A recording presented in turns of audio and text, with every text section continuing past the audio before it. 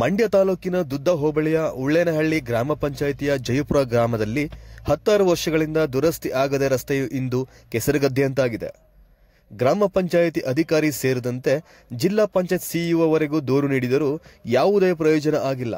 ಶಾಸಕರ ಗಮನಕ್ಕೆ ತಂದರೂ ಯಾವುದೇ ತರ ಸಹಾಯ ಕೂಡ ಮಾಡಿಲ್ಲ.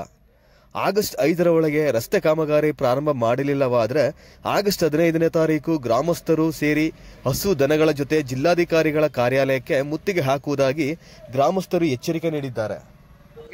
ಮಂಡ್ಯ ತಾಲೂಕು ದುದ್ದ ಹೋಬಳಿ ಉಳ್ಳೇನಹಳ್ಳಿ ಗ್ರಾಮ ಪಂಚಾಯತ್ ವ್ಯಾಪ್ತಿಗೆ ಸೇರುವ ಜಯಪುರ ಗ್ರಾಮದ ಈ ರಸ್ತೆ ಒಂದು 600ರಿಂದ 800 ಮೀಟರ್ ಬರುತ್ತದೆ, 40 ಅಗಲ ಬರ್ತದೆ. ಇದು ಹದಗೆಟ್ಟು ಸತತ 12 ವರ್ಷವಾಗಿದೆ.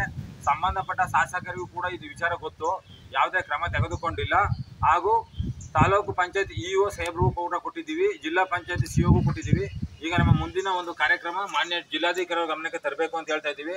ಇದನ್ನು ಆಗಸ್ಟ್ 5ನೇ ತಾರೀಕು ಒಳಗೆ ಬಂದು ಕಾಮಗಾರಿಯನ್ನು ಆರಂಭ ಮಾಡದೇ ಹೋದರೆ ನಾವು ಆಗಸ್ಟ್ 15ರ ಒಳಗಡೆ ಜಯಪುರ ಗ್ರಾಮದ ರೈತರು ಮತ್ತು ಮಕ್ಕಳು ಹಾಗೂ ಹೆಂಗಸರು ಸಮೇತ ದನ ಕರು ಕುರಿ ಎಲ್ಲ ಹೊಡೆದುಕೊಂಡು ಜಿಲ್ಲಾಧಿಕಾರಿ ಕಚೇರಿ ಹಾಗೂ ಜಿಲ್ಲಾ ಪಂಚಾಯತ್ ಸಿಒ ಕಚೇರಿಗೆ ಮುತ್ತಿಗೆ ಹಾಕುತ್ತೇವೆ.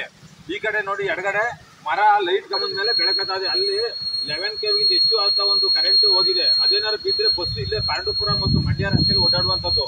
ಮತ್ತೆ ಮುಂದೆ ವಿಶ್ವೇಶ್ವರಯ್ಯ ಚಾನಲ್ ಇದೆ, KRS ಇಂದ ಬರುವಂತ ನೀರು, ಅಲ್ಲಿ ಈಗ ತಾತ್ಕಾಲಿಕ ಅಡ್ಡಗೋಡೆ ಮಾಡಿದ್ದಾರೆ. ಈ ರೀತಿ ಜಯಪುರ ಎಲ್ಲ ನೋಡಿದ್ರೆ ನಗರಕ್ಕೆ ಬರಬೇಡಿ, ಎಲ್ಲ ಹಳ್ಳಿಲಿ ಅಂತ ಹೇಳ್ತಿದ್ದೀರಿ.